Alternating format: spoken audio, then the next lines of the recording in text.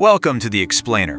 Now, when most of us picture Zeus, we probably just imagine, a bearded sky god hurling lightning bolts from the clouds. But actually, if you read the foundational ancient texts, we're talking Hesiod's Theogony or the Library of Apollodorus, you're going to find something so much deeper. We're going to examine the ubiquitous myth of Zeus, not just as a religious figure, but literally as a masterclass in political maneuvering, coalition building, and regime change. Okay, let's dive into this. How do you overthrow a cosmic dictator? Because that is exactly what the ancient Greeks were grappling with. Before Zeus, the universe was ruled by his father, the Titan Cronus. And let's be clear, the universe under Cronus was not a paradise. It was a brutal, contested empire driven by intense paranoia. Basically, a regime in desperate need of a revolution. Which brings us to part 1, the cosmic regime change. This is where we see an incumbent tyrant clinging to absolute power at all costs, and we get the very first sparks of rebellion. To understand why Zeus eventually won, you really have to understand why Cronus failed.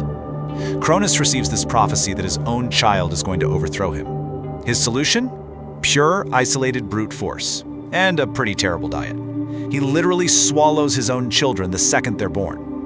But ruling entirely through fear naturally births an insurgency. His wife, Rhea, is pushed to her absolute breaking point. She forms an underground resistance, successfully deceiving Cronus by handing him a stone wrapped in swaddling clothes to swallow, all while she smuggles the infant Zeus away to the island of Crete.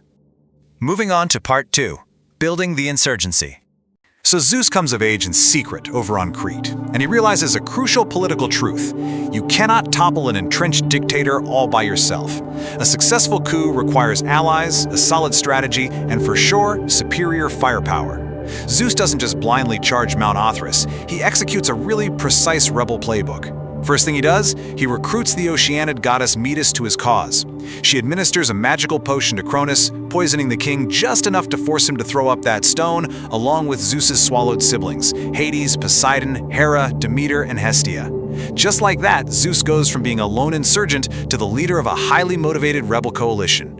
Now, what's really interesting about this next move is just how strategic it is. Zeus journeys down to Tartarus, the absolute deepest pit of the underworld, to free the Cyclopes and the Hecatoncheires, the Hundred-Handers.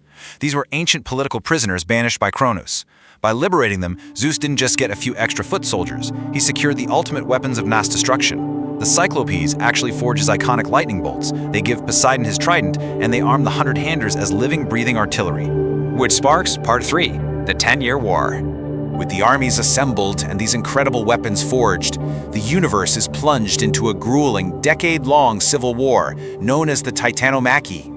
This was the ultimate cosmic clash between the old guard on Mount Olympus and the rebels on Mount Olympus. And guys, this was not a quick victory. For 10 agonizing years, the war is caught in a brutal stalemate. The texts of Hesiod and Apollodorus describe a universe seemingly tearing itself apart. The deadlock is only finally broken in year 10, when Zeus makes the tactical decision to fully unleash his revived political prisoners. He feeds the Hundred-Handers divine nectar and ambrosia to revive their spirits, and they lay down this overwhelming barrage of thrown boulders, while Zeus hurls continuous lightning. The Titans are utterly defeated, and banished back to the very prison they once used, Tartarus. And that leads to part 4, dividing the spoils. Because winning the war is really only half the battle. Now the new administration has to figure out how to divide this vast empire without instantly starting a second civil war among the victors. Instead of Zeus simply hoarding all the authority, which is exactly what got his father overthrown, he and his brothers actually negotiated treaty by drawing lots. Zeus gets the heavens, Poseidon gets the sea, and Hades takes the underworld. But crucially, they agree to keep the earth and Mount Olympus as common ground. It's a brilliantly engineered balance of power. By sharing that central territory, they naturally prevent immediate border skirmishes among themselves and manage to keep the New World Order stable. All right, part 5, securing the throne. And this brilliantly illustrates Zeus's transition from a rebel military leader into a supreme, highly calculating administrator looking to consolidate his power. We often hear about Zeus's many marriages and affairs, but in the early myths, these were highly calculated political alliances. Honestly, think of them as his cabinet appointments. He partners with Themis, the Titan of law, effectively bringing order and the fates into his administration. He partners with Mnemosyne, bringing memory, culture, and the muses. And finally, he marries Hera, solidifying the ultimate Olympian royal family. He isn't just messing around, he's literally building a functioning state apparatus. But the absolute most ruthless and arguably brilliant political move involves his first wife, Medes. Remember, this is the same goddess who helped him poison Cronus. Well, Zeus learns of a prophecy that Medes will bear a son powerful enough to overthrow him. Cronus faced that exact same threat and chose to blindly destroy his kids. Zeus takes a completely different path. He tricks Medes and literally swallows her whole while she's pregnant. By doing this, he doesn't just eliminate the rival, he physically absorbs her intellect and wisdom into his own mind. I mean, talk about a hostile corporate takeover. He permanently breaks the cycle of succession. This represents a fundamental shift in cosmic governance. Cronus failed because he acted as an isolated dictator, relying solely on brute fear. Zeus, on the other hand, succeeds long-term because he operates as a supreme administrator. He rules through coalition building, strategic delegation of domains, and by absorbing the very concept of intelligence. He proves that true power comes from building a structured pantheon, not just acting like a tyrant. Which brings us to our final section, Part 6, Crushing the Counter-Revolutions.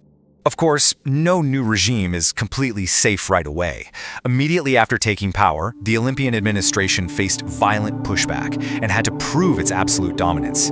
Zeus actually had to put down 3 massive counter-revolutions. First, there's the Titanomachy, an insurgency of giants born from the earth. Zeus uses strategy again, realizes he needs mortal help, and summons his son Heracles to turn the tide. Next up is Typhon, a truly terrifying cosmic monster. Zeus is briefly crippled, but manages to rally, ultimately neutralizing the threat by dropping the entirety of Mount Etna right on top of him. And finally, there's an internal family coup, detailed in Homer's Iliad, where Hera, Poseidon, and Athena attempt to literally bind Zeus. So, how does he survive that? By leveraging an old alliance. The sea nymph Thetis calls up Briareus, one of the 100-handers, whose sheer intimidating presence forces the conspirators to back down immediately. So the crucial point here is exactly what Homer noted in the Iliad. Zeus became the most high and powerful, whom all others obey. The ancient Greeks didn't just invent Zeus to explain thunder. They used this mythic narrative to create a foundational framework for understanding the nature of power, the dangers of tyranny, and the immense complexities of governance. Zeus represents the ultimate triumph of calculated order and intelligence over chaotic brute force. We've seen exactly how Zeus successfully broke the cycle of rebellion that doomed his father and his grandfather. He built an unbreakable coalition and absorbed wisdom itself to hold the throne. But, as we look at the fragility of these alliances and the constant threat of counter-revolutions, it really leaves us with a final thought to ponder. Is absolute power ever entirely secure? Or is even the most immortal regime constantly fighting just to survive? Thank you so much for joining me for this explainer, and definitely keep questioning the structures of power around you.